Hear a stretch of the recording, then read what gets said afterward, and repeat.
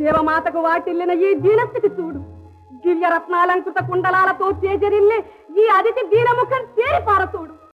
పరమ పవిత్రుడు కశ్యప ప్రజాపతి ఇల్లాలిని నన్ను పరాభవించి బలత్కారంగా కర్ణకుండలాలు వలుచుకున్న దృశ్యం ఒక్కసారి ఊహించు.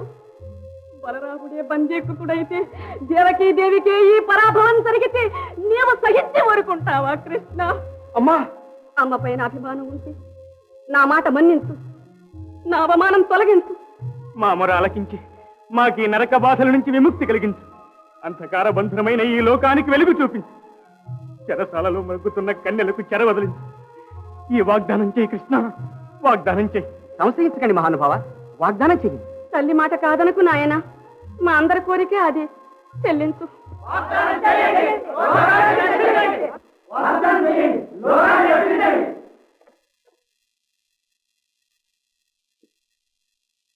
ఈ లోకంలో ధర్మం సుప్రతిష్ఠితమవుతుంది, జీవకోటికి శాంతి లభిస్తుంది.